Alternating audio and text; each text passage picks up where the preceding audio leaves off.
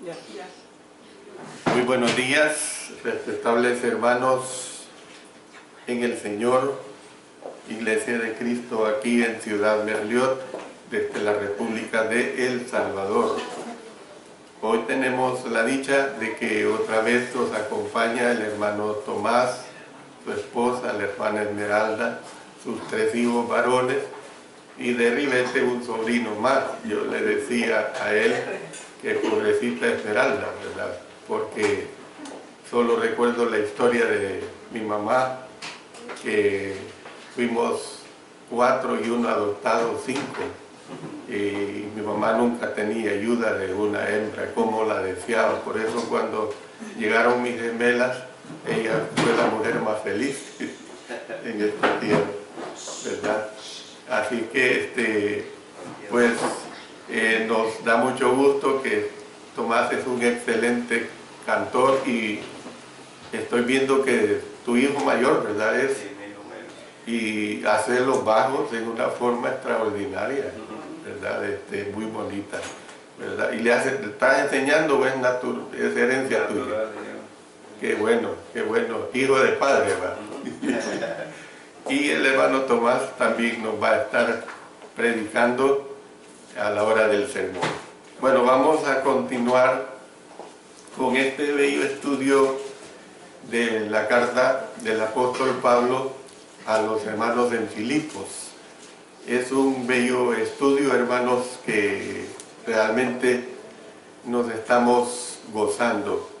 Y lo mejor que estos estudios quedan grabados a través de nuestro sitio web cultivandoelalma.com o también a través de YouTube.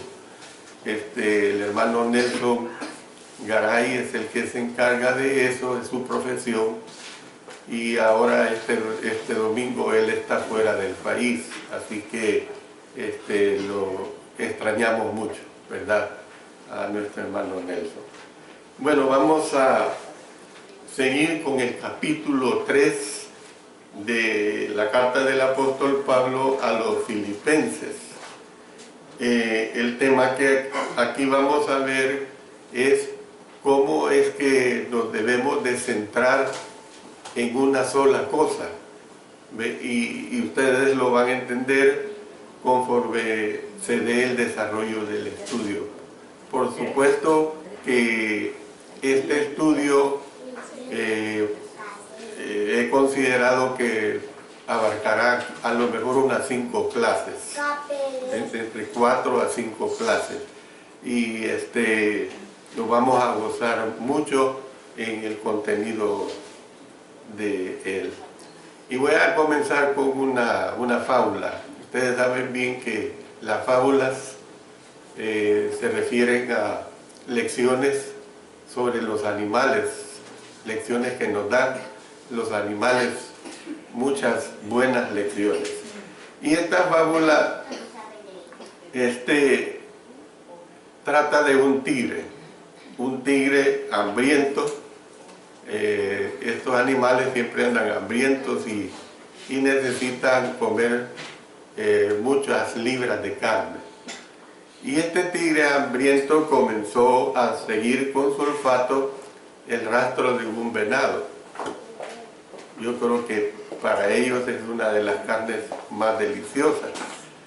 Entonces estaba haciendo esto el tigre cuando recibió el olor de un conejo. Se apartó entonces del rastro del venado para seguir al conejo. Pero luego lo distrajo el olor de un ratón y comenzó a seguir a este ratón. ¿Qué es lo que sucedió? Que al final llegó a un hoyo en el cual desapareció el ratón. Al terminar el día, este tigre estaba más hambriento que al comienzo. Entonces, ¿cuál es la lección que aprendemos acá? Que esta fábula, hermanos, nos ilustra cómo pasamos algunos de nosotros nuestras vidas distraídos por esto o por aquello, hasta que al final no logramos nada. Yo he conocido, bueno, como hombre viejo que soy, en los ejemplos que puedo poner de estudiantes, que jóvenes que empezaron una carrera universitaria, hicieron 2 años de derecho, luego no les gustó, se metieron a hacer otro año o 2 años de arquitectura, no les gustó, después se metieron a otra carrera y al total que el tiempo les sorprendió y no fueron nada, porque se aburrieron de esa vida de estudiante y además de ello se metieron ya a la vida de acompañarse o matrimoniarse y tuvieron que trabajar. Ese es un ejemplo de cómo es que nosotros tenemos que entender esta situación. Entonces, por regla general, los que alcanzan logros significativos los alcanzan porque centran sus pensamientos y sus energías en una sola meta. Y mire, para ello vamos a leer esta porción grande, la vamos a leer ahora de una sola vez y poco a poco en cada clase que el Señor nos permita la vamos a ir desmenuzando. Vamos a leer capítulo 3, versos 10 hasta el 16 de Filipenses. Miren lo que dice acá. A fin de conocerle y el poder de su resurrección y la participación de sus padecimientos, llegando a ser semejante a él en su muerte, si en alguna manera llegase a la resurrección de entre los muertos. No que lo haya alcanzado ya, ni que ya sea perfecto, sino que prosigo por ver si logro hacer aquello para lo cual fui también asido por Cristo Jesús. Hermanos, yo mismo no pretendo ya haberlo ya alcanzado, pero una cosa hago, olvidando ciertamente lo que queda atrás y extendiéndome a lo que está delante, prosigo a la meta, al premio del supremo llamamiento de Dios en Cristo Jesús. Así que todos los que somos perfectos, esto mismo sintamos, y si otra cosa sentís, esto también os lo revelará Dios. Pero en aquello a que hemos llegado, mire, sigamos una misma regla, sintamos una misma cosa. Ahora usted puede entender la ilustración que di al principio. El apóstol Pablo aquí nos está diciendo que debemos centrarnos en una sola cosa. Bueno, en el texto de esta lección del capítulo 3, versos 10 hasta el 16, hallamos una cosa en la cual se centró alguien, pero en este caso, en el caso del apóstol Pablo, él se centró en algo espiritual, hermanos. Miren qué hermoso. Se centró en algo espiritual. Por eso el apóstol Pablo escribió específicamente en los versos 13 y 14.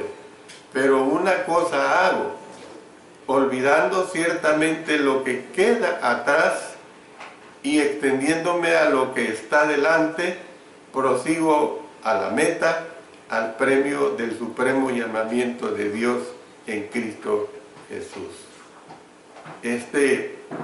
Esta frase, olvidando ciertamente lo que queda atrás, hermanos, la vamos a desarrollar ampliamente en este estudio. Y la vamos a desarrollar precisamente para nuestra ayuda espiritual, para nuestra ayuda y los propósitos que tenemos aún aquí en esta tierra. Pero claro,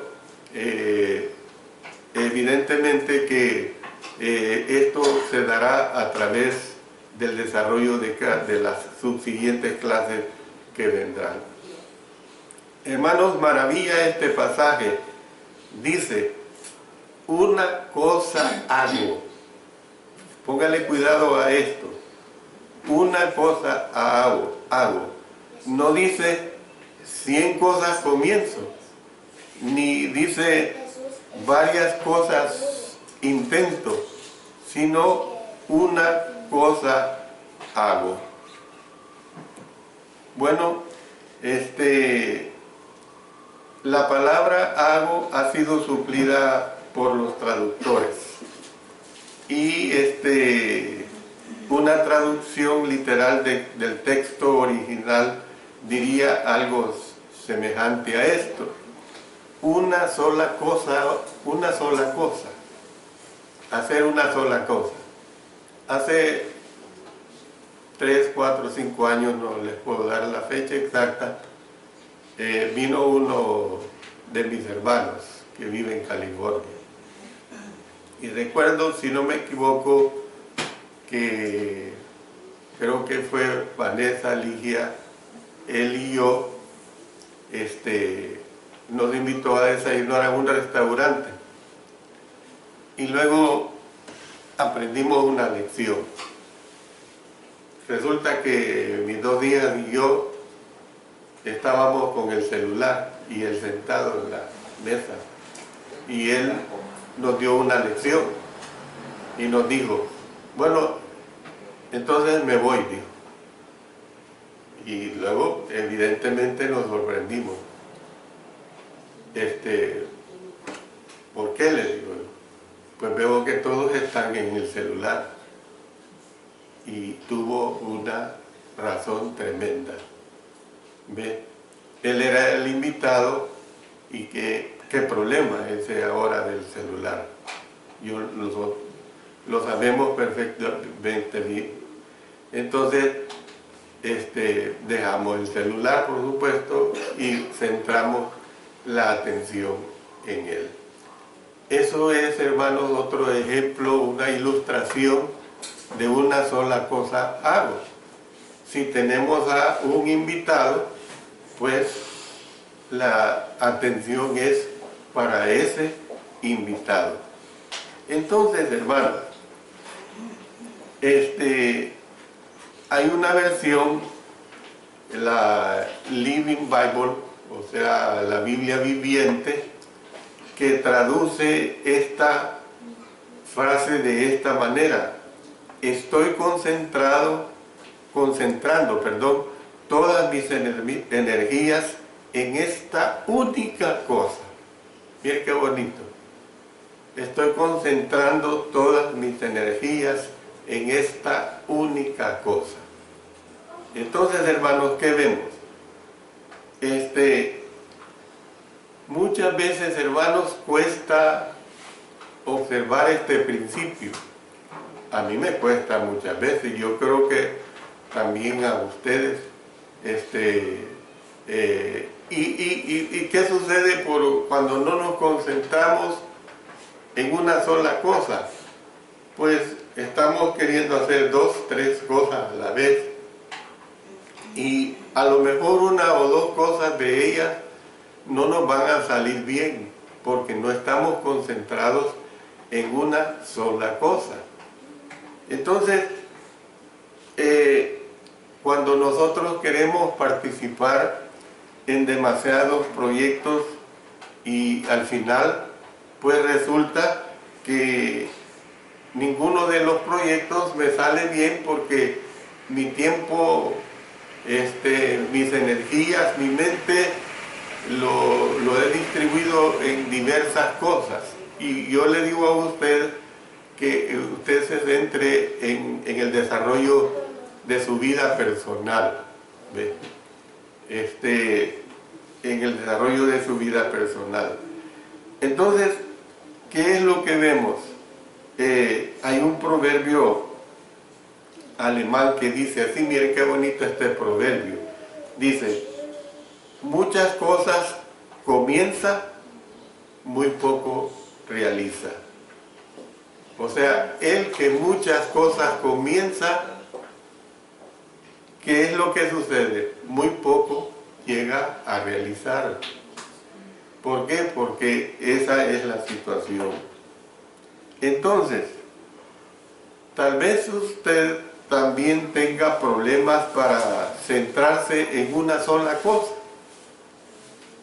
Yo entiendo bien esta situación porque es un problema muchas veces mental, no de locura, no estoy hablando de eso, sino el problema de la concentración. Sabemos bien, por ejemplo, tenemos aquí a los niños de edad de kinder o de la preparatoria. Aquí la preparatoria no es como en México, que es el bachillerato. La preparatoria son los primeros años de estudio de un niñito. ¿Ve? El niño con dificultad lo podemos tener atento de 10 a 15 minutos. El adulto lo podemos tener atento tal vez 30 minutos y con dificultad ya a los 40. Depende de la edad también, depende también de lo que se esté enseñando. Entonces,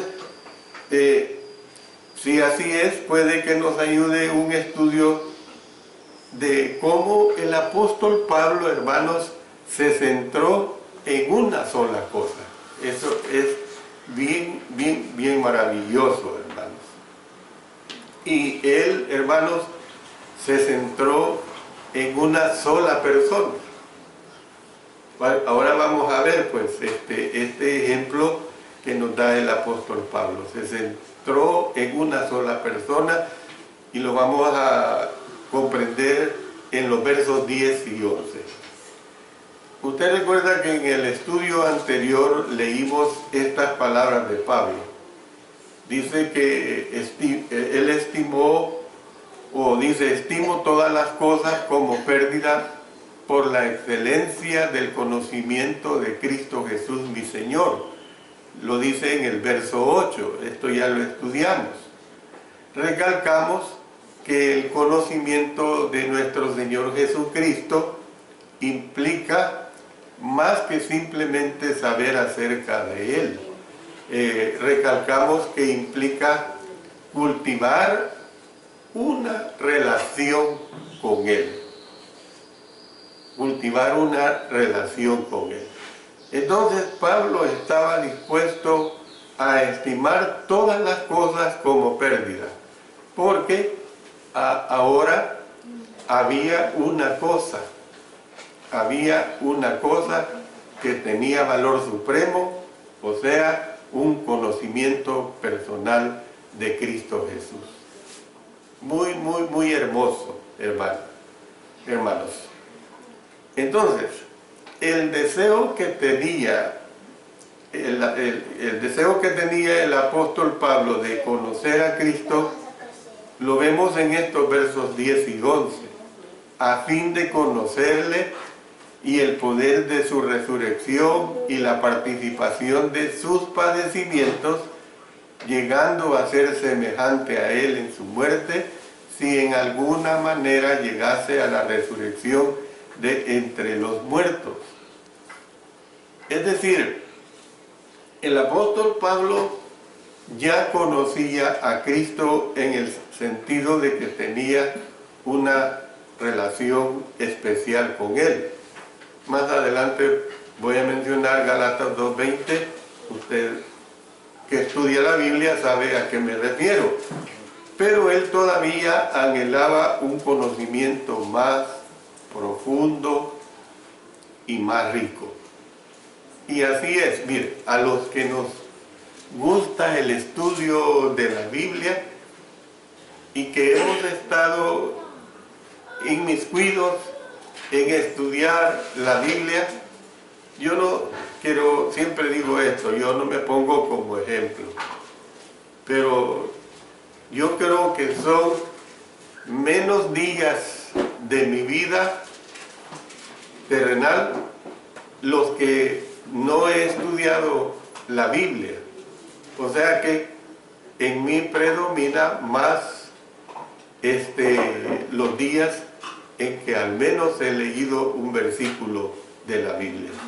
Entonces, esta es la situación que el apóstol Pablo está diciendo acá. Él todavía anhelaba un conocimiento más profundo y más rico. Bueno, una ilustración que me viene a la mente, hermanos, se relaciona en el matrimonio. Se relaciona en el matrimonio. Cuando yo me casé, tenía 27 años y mi esposa 21. Y había habido como 1 año y medio de noviazgo y uno cree que ella le conoce a uno y uno le conoce a ella. Después de casi, creo que 43 años vamos a cumplir, me doy cuenta de que no conozco todas las cosas de ella y a lo mejor ella no conoce muchas cosas de mí. Entonces, hermanos, tenemos que entender esta situación, que por más que estemos dentro de la vida en Cristo Jesús, aquí en esta tierra, no conoceremos mucho de Cristo Jesús. Ahora, yo no estoy diciendo que por no conocer mucho de lo que es Cristo Jesús, que estoy menospreciando y diciendo que como no tiene ese conocimiento tan profundo y el Señor viniera en unos instantes, el Señor no le va a salvar, siendo que usted ha llevado una vida fiel al Señor. No estoy diciendo eso. Lo que estoy diciendo es que a Cristo lo conocemos cada día más estudiando su palabra, y aún estudiando cada día su palabra, siempre nos hará falta que conocer de nuestro Señor Jesucristo. Entonces voy a entrar a esta etapa. ¿Cuál es la etapa que quiero entrar? Al conocimiento de Cristo aquí en esta vida. Al conocimiento de Cristo Jesús en esta vida. El apóstol Pablo deseaba conocer todo acerca de Jesús. Yo realmente, a mí me sorprende el ejemplo del apóstol Pablo. Yo creo que después de Cristo Jesús es un ejemplo tan bello del apóstol Pablo. Porque el apóstol Pablo era profundo en Cristo, pero él deseaba cada día saber más de Cristo Jesús. ¿Qué había hecho él? Había sido un perverso perseguidor de la iglesia. Pero ya lo he dicho muchas veces y la Biblia lo dice, que lo hacía él con limpia conciencia. ¿Por qué digo esto? Porque él deseaba conocer el poder de su resurrección. Puede que esta sea una referencia al poder por el cual Jesús nos resucitará de los muertos. Mire, vamos aquí mismo en este capítulo 3, vamos a adelantarnos al verso 21, nada más como una referencia. Dice, el cual transformará el cuerpo de la humillación nuestra para que sea semejante al cuerpo de la gloria suya, por el poder con el cual puede también sujetar a sí mismo todas las cosas. Pero es probable que el apóstol Pablo estuviera pensando en el poder o la fuerza que el Señor resucitado pone a disposición del cristiano. Es decir, hermanos, que la vida del apóstol ya había sido bendecida por este poder. Porque él escribió, miren lo que dice, si consultamos aquí mismo en el capítulo 4, vamos al capítulo 4 de Filipenses, el versículo 13. Miren lo que dice en Filipenses 4:13. Todo lo puedo en Cristo que me fortalece. O sea, él ahí como que no está excluyendo nada. Pero lo que el apóstol Pablo está diciendo, hermanos, es que en Cristo Jesús nosotros, cualquier situación, podemos salir adelante. Cualquier situación, hermanos. Entonces, al mismo tiempo, el apóstol Pablo sentía la necesidad de una constante renovación de esa fuerza y poder. Y mire, qué mejor ilustración es la iglesia.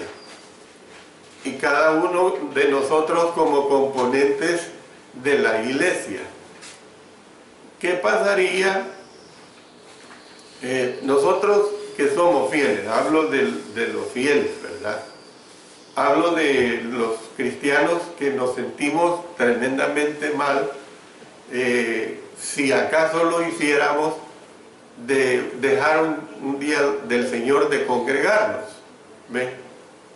Pero, ¿qué pasaría si por A o B circunstancias nosotros, y no hablo de enfermedades, hablo de que Satanás nos toma, dejamos de congregarnos 2, 3 domingos, y esos 2 o 3 domingos se convierten en 3 meses o se convierten en 3 años?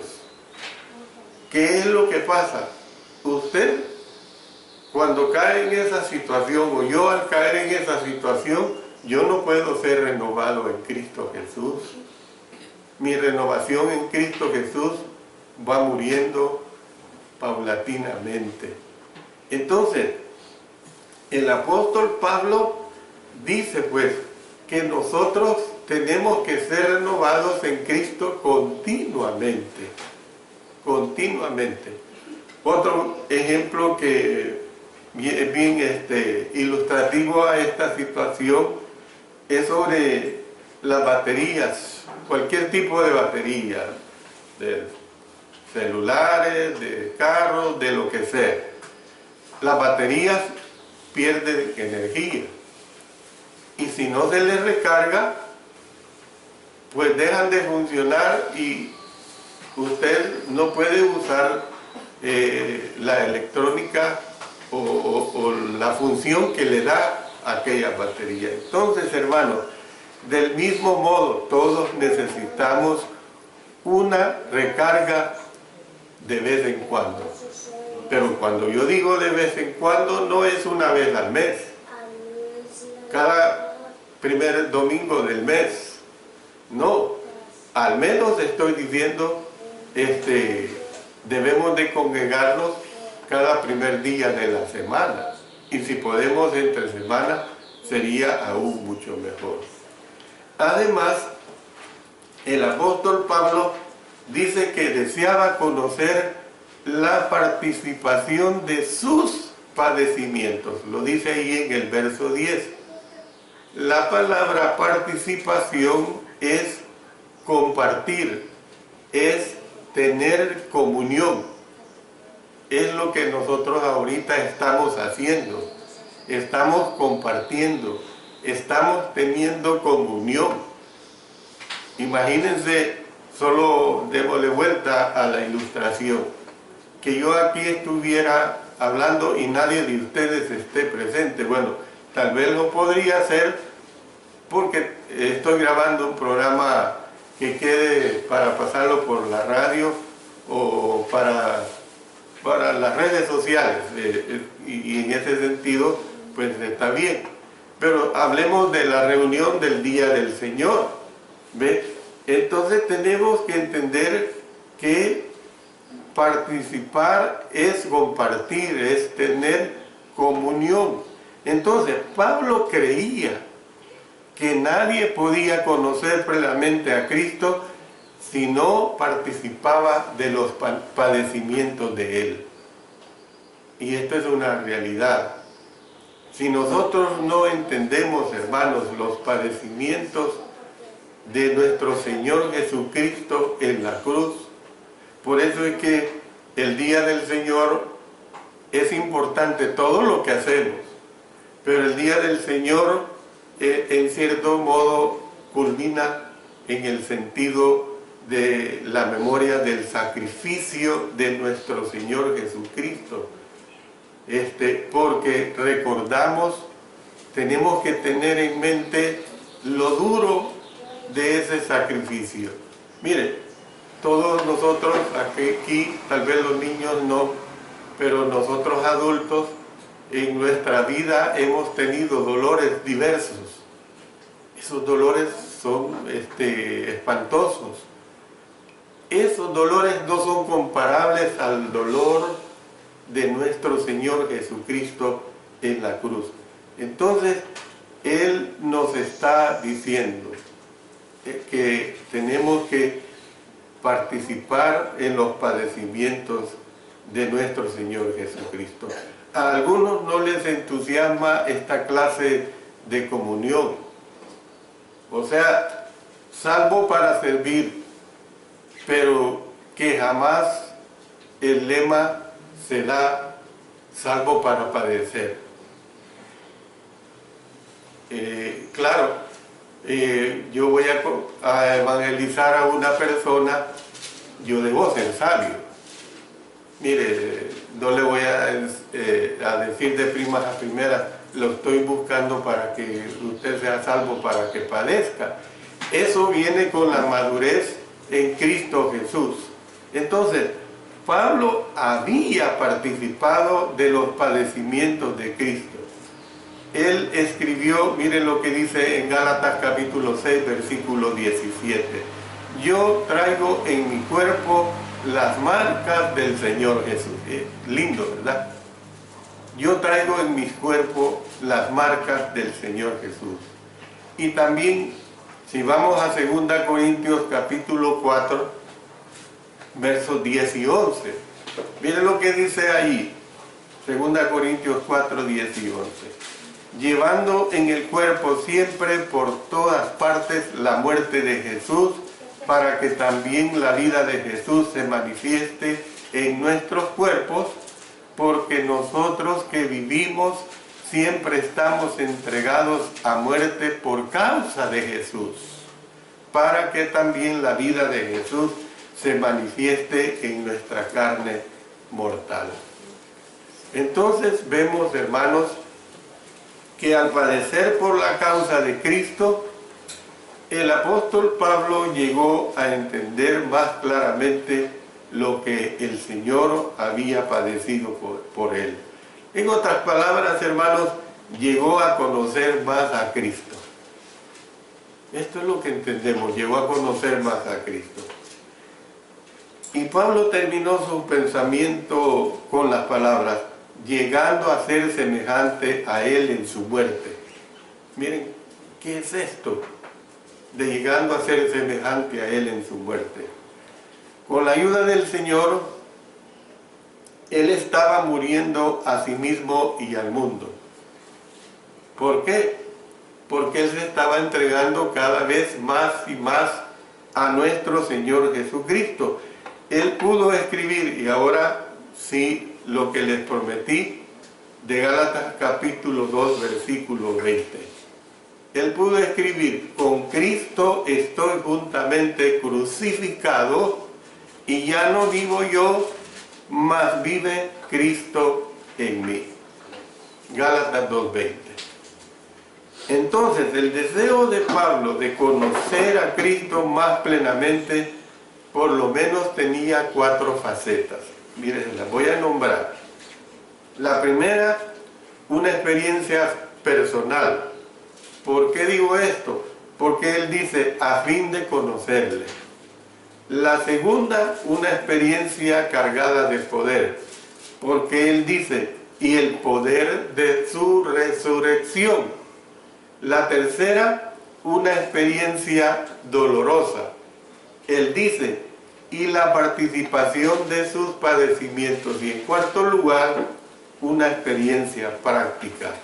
Porque él dice, llegando a ser semejante a Él en su muerte.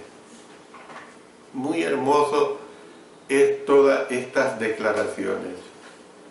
Esto recuerda, hermanos, Romanos capítulo 6. Más adelantito, en unos momentos, me voy a referir a él. Romanos capítulo 6 habla del comienzo de la empresa de conocer a Cristo y lo que debe seguir en la vida cristiana. Y al leer estos versículos hay que observar el énfasis sobre los padecimientos y el énfasis sobre la resurrección de nuestro Señor Jesucristo, además de la necesidad de ser semejantes a Él en su muerte. Yo les pido, en el nombre del Señor, que me acompañen a esta lectura. Si no quiere leer, escuche. En Romanos capítulo 6 voy a leer una lectura un poco alargada, pero que es necesaria para llegar a la conclusión de esta primera parte sobre el conocimiento de Cristo en esta vida. Romanos 6, 3:11. Dice: ¿O no sabéis que todos los que hemos sido bautizados en Cristo Jesús hemos sido bautizados en su muerte? Porque somos sepultados juntamente con Él para muerte por el bautismo, a fin de que como Cristo resucitó de los muertos por la gloria del Padre, así también nosotros andemos en vida nueva. Porque si fuimos plantados juntamente con Él en la semejanza de su muerte, así también lo seremos en la de su resurrección. Sabiendo esto, que nuestro viejo hombre fue crucificado juntamente con Él, para que el cuerpo del pecado sea destruido, a fin de que no sirvamos más al pecado. Porque el que ha muerto ha sido justificado del pecado. Y si morimos con Cristo, hay que entender la palabra muerte en el sentido espiritual, hermano, no la muerte física. Y si morimos con Cristo, creemos que también viviremos con Él, sabiendo que Cristo, habiendo resucitado de los muertos, ya no muere. La muerte no se enseñorea más de Él, porque en cuanto murió al pecado, murió una vez por todas. Mas en cuanto vive, para Dios vive. Así también vosotros consideraos muertos al pecado, pero vivos para Dios en Cristo Jesús, Señor nuestro. Amén. Amén. Amén, hermanos. Termino diciéndoles esto, hermanos, que el bautismo, o sea, la inmersión en agua, el ser sumergido en agua del creyente arrepentido, es el comienzo de la empresa de llegar a conocer a Cristo. Pero, hermanos, no es el destino de la jornada. Por eso es que muchos fracasan al llegar a la iglesia, porque se bautizan, pero no perseveran. El Señor nos dice a través del apóstol Juan: sé fiel hasta la muerte, y yo te daré la corona de la vida. En mis 51 años casi, o creo que 52, pues yo tengo que haber sido fiel y seguir siendo fiel en los años que me quedan para ganar la corona de la vida. Por eso, miren lo que dice, y con este verso termino. Lucas capítulo 9, verso 23. Lucas 9, 23.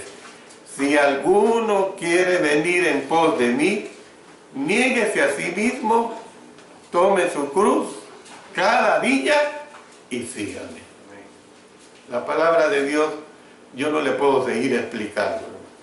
La palabra de Dios es clara. Dios bendiga su bendita palabra. Amén.